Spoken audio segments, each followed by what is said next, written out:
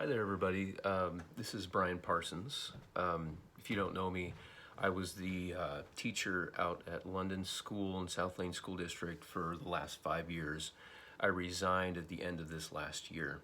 I spent this last year actively opposing transgender policies in our school district, attending school board meetings and speaking at those meetings and doing other things. My wife is the one who started this Facebook group that this is posted on, and I just wanted to give a few comments because I'm not personally on social media, so I'm just kind of floating around hearing information as my wife finds out things. And I just recently found out that who they hired to replace me at London.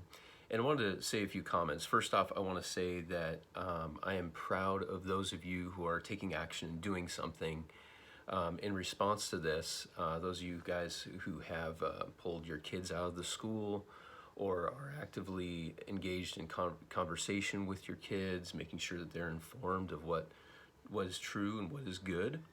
Those of you guys who are speaking out and doing something, I think that's great. And I wanted to give a few encouragements. First off, I want to encourage you to be loving and compassionate. No matter what you do, we need to speak the truth in love and compassion.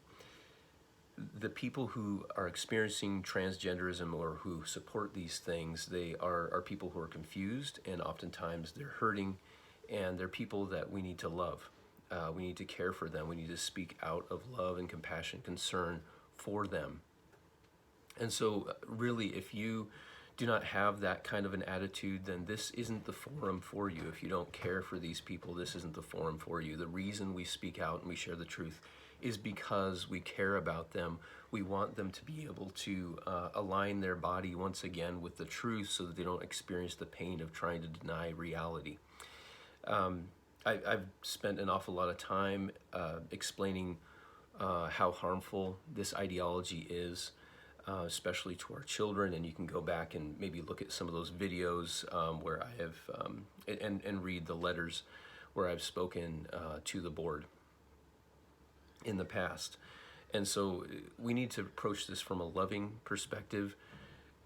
We don't win people, we don't convince people who are our enemies, we convince people who are our friends. So that means we have to do the hard work of loving the people that perhaps we view as our enemies, so that they're inclined to listen. People don't listen to us unless we are safe people or unless they can trust us. And so if we exude an atmosphere of peace and kindness and love, then people will be able to listen. We don't have to push our agenda with anger and shouting and violence. This agenda is simply true. It stands on its own. We can trust that what we say is right, and therefore we don't have to be angry. So be loving and compassionate, please. Number two, don't allow transgenderism, these ideologies, to be normalized. We need to renormalize what is right, and that's going to take time. It's going to take consistency.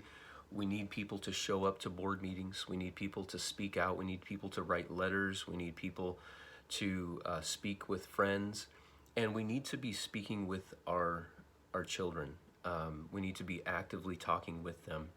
I'd encourage you to do something to oppose this, whether that be pull your children out of school, out of public school. That removes finances, and that really forces the district, people at the district level, to take note. But we cannot be passive parents. I encourage you to spend time daily with your kids. I encourage you also to talk directly and openly with your children's teachers, and tell them what you are and are not okay with, and what you want to be informed about, and what you want to be told up front or before about, so you can pull your kid from certain classes or class times. I would really encourage you to do that. And I would warn you that you're probably going to be viewed by some people as bigots, but if you maintain that positive, kind, loving attitude, I think that eventually they're going to see that that's just simply not the case.